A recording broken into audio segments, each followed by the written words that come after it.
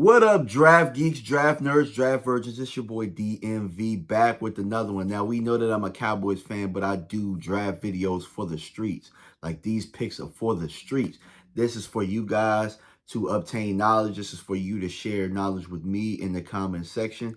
That's how our draft community rolls around here, okay? So we're going to talk about 3 running back prospects today that I really, really like. So in Dallas Cowboys land, it's about make the run game efficient again. That's what we're trying to do. I said that, hey, I'm going to be the run game consultant, but guess what?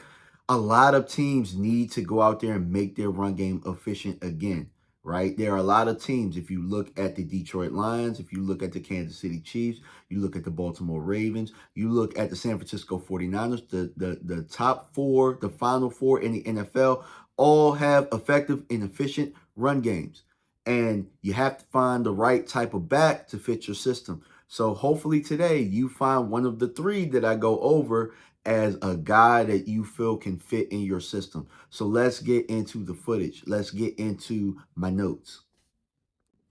We're going to start with my guy, Trey Benson. So when I started watching running backs, the first thing that I normally do is I'll watch like highlights and stuff like that just to see if you have anything that catches my eye.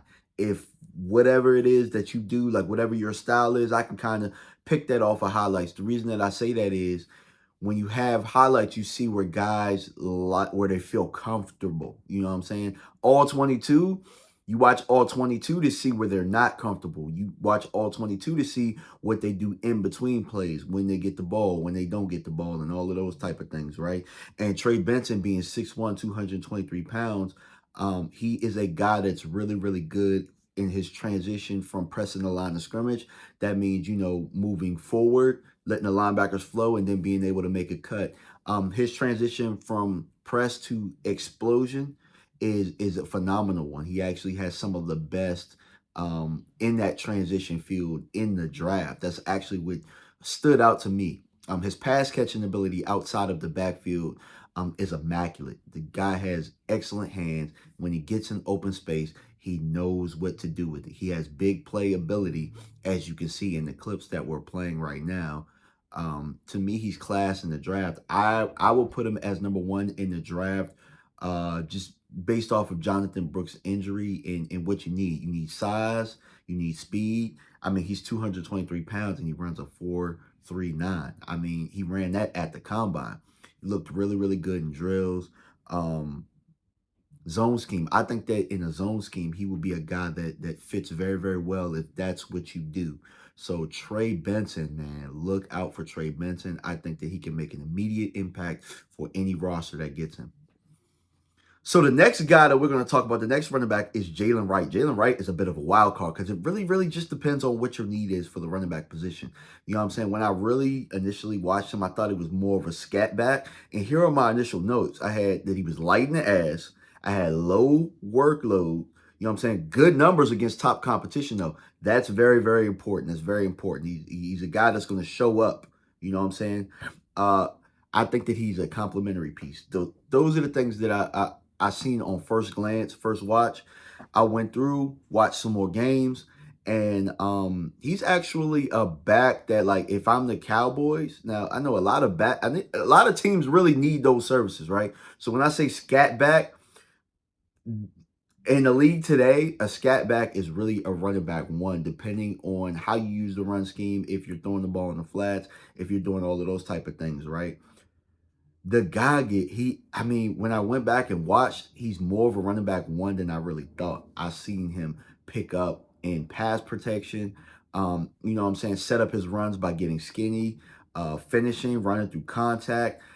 I can't call it why Tennessee really, you know what I'm saying, didn't give him a whole bunch of workload in between or whatnot.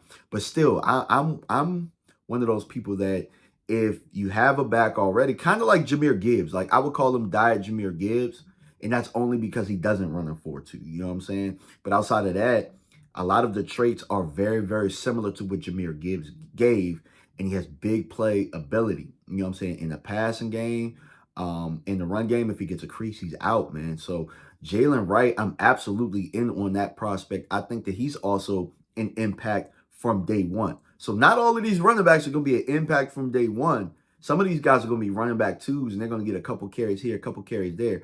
But Jaylen Wright is a lot closer to like Tony Pollard than he isn't. You know what I'm saying? And Tony Pollard hit this league by storm. So I think Jaylen Wright, absolutely in the right system, could do some damage.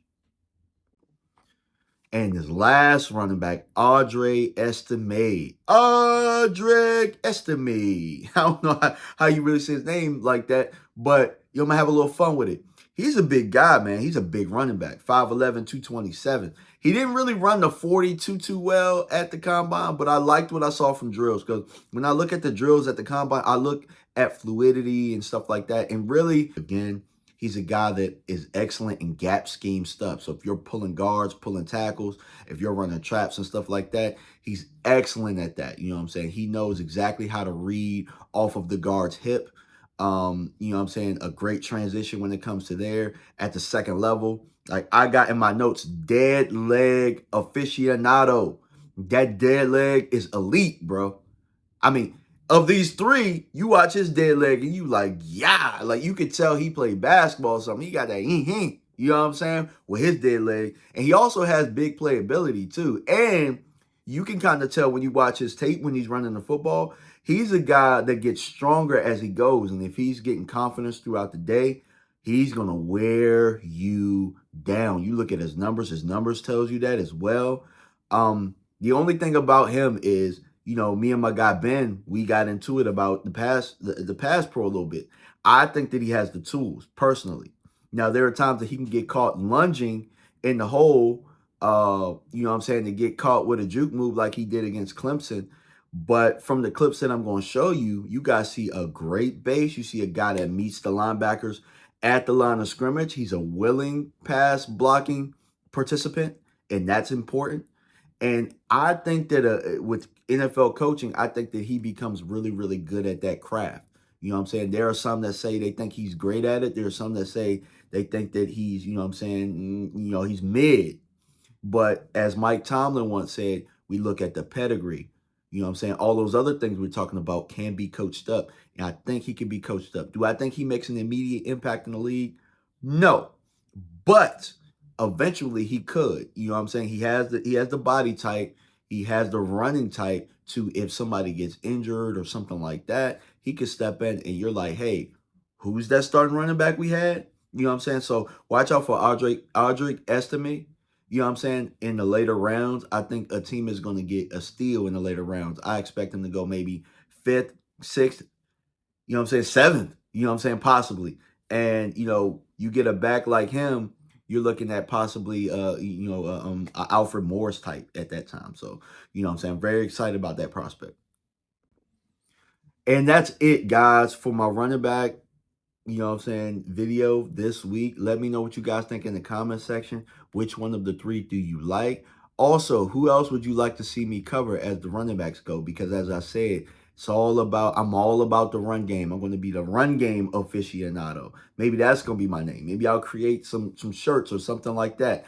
The run game aficionado. And I got some guys coming on live that's going to help. I'm reaching out. I reached out to the running back, the running back club. I reached out to them. I reached out to, you know what I'm saying, Lineman Lab on Instagram, you know, to get on the channel. Like, I'm interested in how, you know, the run game, the line marries up, and how we can get that to you people. So appreciate y'all for stopping by, man. Salute, and we out.